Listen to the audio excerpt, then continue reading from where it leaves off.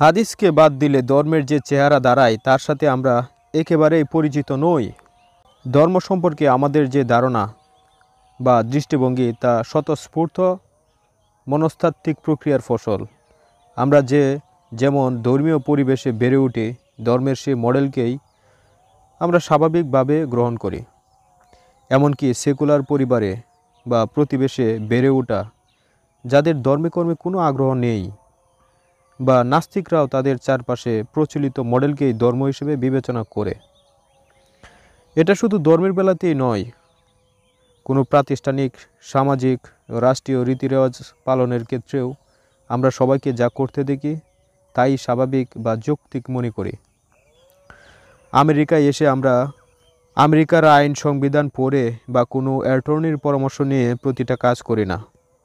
আশেপাশে সবাইকে যা করতে দেখি বা পরিচিত জনরা যা পরামর্শ দেয় তাই আমার কাছে আইন। সবাই করছে, সবাই বলছে, মানে এটাই এখানকার নিয়ম। ধর্মের বেলাতেও তাই। আমরা ধরেই নেই আমাদের চারপাশে সবাই ধর্ম হিসেবে যা পালন করছে তা নিশ্চয়ই কোরআনের কথা। এত বড় বড় আলেমরা এত পড়ালেখা করে যেহেতু বলছে, এত কোটি কোটি মানুষ যেহেতু করছে, নিশ্চয়ই ঠিকই বলছে, ঠিকই করছে, তাই না? আমাদের বড় বড় হুজুররা শাহী জর্দা দিয়ে পান খায়। এটা খুবই পরিচিত এবং গ্রহণযোগ্য দৃশ্য। কিন্তু হুজুরকে প্রকাশ্যে ধূমপান করতে দেখলে আপনার প্রতিক্রিয়া কেমন হবে? নেশাদ্রব্য হিসেবে স্বাস্থ্যগত ও ধর্মীয় বিবেচনায় জর্দা এবং সিগারেট দুইটা একই। বড় বড় মাওলানা সাহেবদের হজ লাইসেন্স পেতে বা মাদ্রাসা এমপিও ভুক্তির জন্য ঘুষ দেওয়াকে আমরা মেনে নিতে পারলেও ওই আলেমের দাড়িতে কলব দেওয়া এবং বাম হাতে পানি পান করাকে কোনোভাবেই মেনে নিতে পারি না। আমরা মূলত প্রচলন বা অভ্যাসের অনুসরণ করি। পছন্দের বিখ্যাত জনপ্রিয় আলেম ওয়াজিনদের মতামতকেই ধর্ম হিসেবে পালন করি, ধর্ম মনে করি। কোরআন কি বলছে তা যাচাই করার প্রয়োজন মনে করিনি বা করছি না। প্রচলিত প্রতিষ্ঠিত রীতিরেওয়াজকেই ধর্মের এমন অবিচ্ছেদ্য অংশ মনে করি যে বড় বড় আলেমদেরকেও এই সামাজিক মনস্তাত্ত্বিক বৃত্ত হতে বের হওয়া সম্ভব নয়। কিন্তু ধর্মীয় যে কোনো বিষয়েই আমি তুমি তার কথা নয়, চূড়ান্ত হচ্ছে একমাত্র কোরআনের কথা। এ ব্যাপারে পৃথিবীর সব আলেম একমত। ধর্মকে বিচ্ছিন্ন, বিক্ষিপ্ত বা অসচেতনভাবে বুঝতে গিয়ে আমরা ধর্মের নামে অধর্মের বৃত্তে বন্দী হয়েছি এবং যে যতখানি ধার্মিক সে কার্যত সেই অধর্মের চূড়াবালিতে ততখানি ডুবেছে। শিয়াদের মধ্যে যে সবচেয়ে জ্ঞানী সে সবচেয়ে বড় শিয়া। আহলে হাদিসের যে যত পড়াশোনা করবে সে তত বড় আহলে হাদিস হবে। আহমদিয়া, সিস্তিয়া, দেওয়ানবাগি, মাইজভান্ডারি যে যত বড় আলেম সে তার তরিকার তত বড় পণ্ডিত, তাই না? আমরা ধর্মকে ধারাবাহিকভাবে জানার সুযোগ পাইনি। জন্মের সাথে সাথে আজান দিয়ে শুরু। ছোট্ট শিশু হিসেবে একটা দুইটা শব্দ যখন বলতে শিখেছি তখন থেকেই ধর্মের দীক্ষা দেওয়া শুরু। জীবনের সব কিছুই আমরা এইভাবেই শিখেছি, এমনকি আমাদের ভুল ও বদ অভ্যাসগুলোও। আমাদের কোরআন শিক্ষা দেওয়ার জন্য যে মক্তবে পাঠানো হয়েছে সেখানে আমাদের শুদ্ধ উচ্চারণে আরবি পড়তে শেখানো হয়েছে, কোরআন নয়। আমরা যখন শুদ্ধ উচ্চারণে সম্পূর্ণ কোরআন তেলাওয়াত করা শিখে সে মক্তব জীবন শেষ করি তখনও আমরা কোরআনের কিছুই জানি না। এরপর 7 বছর হাফিজি মাদ্রাসায় 6000-এর মতো আরবি বাক্য মুখস্থ করানো হয়, কোরআন নয়। হাফিজি মাদ্রাসা শেষে কোরআন হেফজ করে বের হওয়ার দিনও আমরা কোরআনের কিছুই জানি না। কোরআন বুঝতে মাদ্রাসায় ভর্তি হয়ে আমরা শিখেছি নেকতাহারির অর্থাৎ ক্যালিগ্রাফি, বাঁশের কঞ্চি দিয়ে কলম বানিয়ে সুন্দর করে আরবি লেখা শেখা, নাহু সরফ অর্থাৎ আরবি ভাষা ব্যাকরণ, আরবি সাহিত্য মাজদার অর্থাৎ ভাষাতত্ত্ব, মান্তেক তর্কশাস্ত্র, বালাগাত আর্ট অফ পাবলিক স্পিকিং, এছাড়া অঙ্ক, ইংরেজি, বাংলা, উর্দু, ফার্সি, ইতিহাস, ভূগোল, কৃষিবিজ্ঞান, সাধারণ বিজ্ঞান এ বিষয়গুলোও পড়তে হচ্ছে। প্রতি ক্লাসে অনুবাদ সহ কোরআন এবং হাদিস পড়ানো হয়, কিন্তু সে পড়া পরীক্ষার জন্য সাজেশন এবং গাইড ভিত্তিক। আমাদের সময় মিফতাহুল মাসাবি নামে সাজেশন পাওয়া যেত, যাতে পরীক্ষার জন্য সম্ভাব্য প্রশ্ন দেওয়া থাকতো, এবং কামিয়াব প্রকাশনের গাইড পাওয়া যেত, যা থেকে পরীক্ষায় 100% কমন পড়ত। আমরা সেই সাজেশন অনুযায়ী পরীক্ষার জন্য কিছু আয়াতের অর্থ মুখস্থ করতাম। পরীক্ষার পর নিজ দায়িত্বে বলে যেতাম। পরীক্ষায় নকল করার সুব্যবস্থাও ছিল। আলিয়া মাদ্রাসার সামনে কিছু ফটোকপির দোকান আছে, যেখানে ছাত্ররা লাইন দিয়ে কামিয়াব গাইডের কম্পোজ কপি, অর্থাৎ ছোটো ওয়ালেট সাইজের ফটোকপি করতাম। পরীক্ষার হলে যে হুজুর গার্ড হিসেবে থাকতো, তার অন্যতম প্রধান নৈতিক দায়িত্ব ছিল ম্যাজিস্ট্রেট আসলে ছাত্রদের সতর্ক করা, এবং হুজুরের চোখ থাকতো করিডোরের দিকে।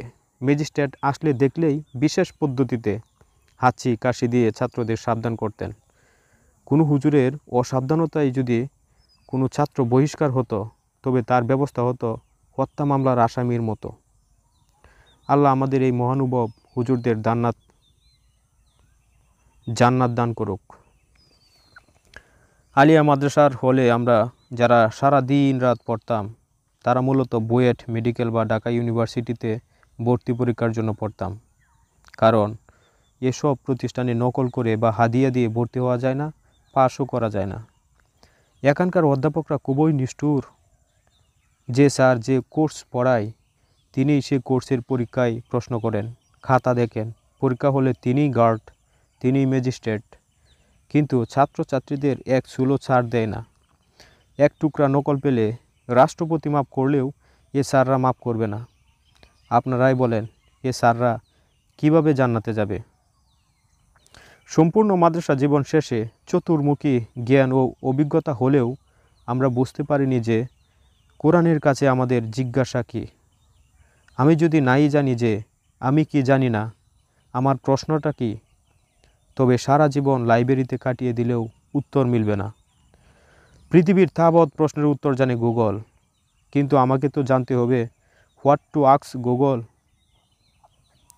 গুগলের সার্চ বারে কী লিখতে হবে সেটা না জানলে 5G ইন্টারনেট সংযোগ স্মার্টফোন থাকলেও পাশের গলিতে কফি শপ খুঁজে বের করতে পারবেন না, তাই না? কিন্তু গুগলের সার্চ বারে কফি শপ নিয়ারবাই লিখলে আপনি মঙ্গোলিয়ায় থাকলেও গুগল কফি শপের মেনু, ছবি, রেটিং, রিভিউ সহ রাস্তা দেখিয়ে নিয়ে যাবে, ঠিক না? সারা জীবন কোরআন পড়েও অনেক প্রশ্নের উত্তর মিলেনি, কারণ প্রশ্নটাই মাথায় ছিল না। 20 বছর যে বাড়িতে থাকেন, সে বাড়ির কয়টা সিঁড়ি বলতে পারবেন? কোনো দিন তো গুনে দেখিনি, কারণ সিঁড়ির সংখ্যা জানার দরকার কি? আমাদের নামাজ, রোজা, হাদিস, হিজাব, হালাল হারাম, পাপ পুণ্য, ভালো মন্দ সম্পর্কে কোরআন কী বলছে বাড়ির সিঁড়ির মতো কোনো দিন গুনে দেখিনি। মাদানী হুজুর বলছে, আজহারি হুজুর বলছে, ওনারা নিশ্চয়ই গুনে বলছে। ওনারা গুনার দরকার মনে করেনি, কারণ মদিনা আজহারের অধ্যাপকরা বলছে, ওনারা তো নিশ্চয়ই গুনছে। মাদ্রাসায় পাঠ্যক্রমের বাইরে কিছু ধর্মীয় রীতিরেওয়াজ অক্ষরে অক্ষরে পালন করা হতো। যেমন টুপি ছাড়া মাদ্রাসার সীমানায় কাউকে দেখলে ল্যাংটা মনে হতো। কারো কাছ থেকে ধার করে হলেও একটা টুপি পরিয়ে তার ইজ্জত রক্ষা করা হতো। পাঞ্জাবির কথা আর বললাম না, পাঞ্জাবি ধার পাওয়া যায় না, সুতরাং পাঞ্জাবি ছাড়া চিন্তাও করা যেত না। নামাজে 2 পায়ের মাঝখানে যতটুকু ফাঁকা থাকবে, নাভির কতটুকু উপরে হাত বাঁধতে হবে, এগুলো স্কেল দিয়ে মেপে মেপে শেখানো হতো। রুকুতে পিঠের উপর একতলা পানি দিয়ে পিঠ সোজা রাখার ট্রেনিং দেওয়া হতো। কখনো এই প্রশ্নটা করার সাহস হয়নি যে, হুজুর এগুলো কোরআনে বা হাদিসে কোথায় আছে? হুজুর বলছে মানে অবশ্যই আছে। ইন্টারনেট হুজুরদের জবাবদিহিতার মুখোমুখি করছে। এখন শিয়া, সুন্নি, আহমদিয়া, আটরশি, কওমি, আহলে হাদিস সবার ওয়াজ আমরা অনলাইনে দেখছি, শুনছি। এক একজন এক এক কথা বলছে। আজহারি সাহেবের ফতুয়া আব্বাসি হুজুর মানে না, ইমাম খুমেনির ইসলাম ইমাম সুদাইসি জানে না। এবার তো হুজুরকে বলতে হবে কোনটা সঠিক, কেন সঠিক, হাদিস কি বলে, কোরআন কি বলে। হুজুরের রেফারেন্স দেওয়ার সাথে সাথে আমরা গুগল করে 18টা অনুবাদ বের করে ফেলতে পারি। অর্থাৎ এই দিন আর নাই, দিন বদলে গেছে। তবুও ধর্মের যে কাঠামো আমাদের অস্থিমজ্জায় মিশে আছে, তা থেকে নিজেদের আলাদা করা খুবই কঠিন। শেষ পর্যন্ত নিজেদের জায়গা থেকে সরে আসা সম্ভব নয়। ধূমপান স্বাস্থ্যের জন্য ক্ষতিকর, কিন্তু তার চেয়ে কয়েক গুণ বেশি আসক্তি এবং ক্ষতি চিনিতে। চিনিকে ডাক্তাররা বলছেন সাদা বিষ, কিন্তু এই চিনি যে অখাদ্য এটা আমাদের বুঝতে বা বোঝাতে আরও 100 বছর প্রচারণা চালাতে হবে। আমাদের রক্তে যে ধর্ম আছে সেটাকে বৈধতা দিতে হাদিস, মাযহাব, পীর, মুরব্বি যার কাছে যাওয়া লাগে আমরা যাব, কিন্তু আমাদের মন মতো ফতোয়া লাগবে। হাদিসের পক্ষে সবচেয়ে শক্তিশালী যুক্তি হচ্ছে আমাদের প্রধান ইবাদত এবং বেহেশতের চাবি হচ্ছে নামাজ। এই নামাজ আপনি হাদিস ছাড়া কীভাবে পড়বেন? কোরআনে তো এর বিস্তারিত বিবরণ নাই। এছাড়া কোরআনের কিছু অতি প্রাকৃতিক বিষয় যেমন জিন, ফেরেশতা ইত্যাদি ইত্যাদি, হাদিস ছাড়া কীভাবে এগুলো ব্যাখ্যা করবেন? দাজ্জালের কথা তো কোরআনে নাই, তো হাদিস ছাড়া এই দাজ্জালের কী হবে? ইমাম মাহাদির কী উপায়? অর্থাৎ কোরআনের ব্যাখ্যা, বিশ্লেষণ, প্রায়োগিক জ্ঞান হিসেবে হাদিসকে মেনে নিতে বলা হচ্ছে। কোরআনের সরল সৌন্দর্য অধ্যায়ে কোরআনের সুস্পষ্ট আয়াতের ভিত্তিতে সন্দেহাতীতভাবে প্রমাণিত যে কোরআন সহজ, সম্পূর্ণ, বিশদ এবং প্রজ্ঞাময় বা প্রায়োগিক। নবীজের সিরাত ও সুন্নত নির্ভুল এবং নির্ভেজাল বিবরণ সমৃদ্ধ। আর কোরআন ও কোরআনের বাইরে আর কোনো কিছুকেই শরিয়া বা হিকমার উৎস হিসেবে অনুমোদন দেয় না। এমনকি কোরআনের আয়াতকেই হাদিস বলছে। সূরা তুর আয়াত 34, ফালিয়াতু বি হাদিসিম মিসলিহি ইন কানু সাদিকিন, অর্থাৎ তারা যদি সত্যবাদী হয় তবে তার অনুরূপ হাদিস নিয়ে আসুক। সূরা নিসা আয়াত নাম্বার 87, ওমান আসদাকু মিনাল্লাহি হাদিসা, আল্লাহর হাদিসের চেয়ে আর কার হাদিস সত্য? আল্লাহর হাদিসের চেয়ে আর কার হাদিস সবচেয়ে বেশি সত্য? মাই আনসার ইজ নোবডি। হাদিসের ভিত্তিতে শরিয়া আইন প্রণয়ন করে ইরান, ইরাক, সৌদি আরবে অসংখ্য ইসলামিক স্কলারকে ধর্মীয় ভিন্নমতের কারণে জেল, জুলুম ও মৃত্যুদণ্ড দেওয়া হয়েছে। কিন্তু কোরআনে ক্যাসাসের আয়াতগুলো স্কুলের বাচ্চারাও পরিষ্কার বুঝবে। যে হাদিসের ভিত্তিতে আপনি একজন মানুষকে মৃত্যুদণ্ড দিলেন, হাদিসের আরেকজন অধ্যাপক সেই হাদিসকে জাল বলছেন। এ কেমন আইন, এ কেমন জীবন বিধান, এ কেমন বর্বরতা!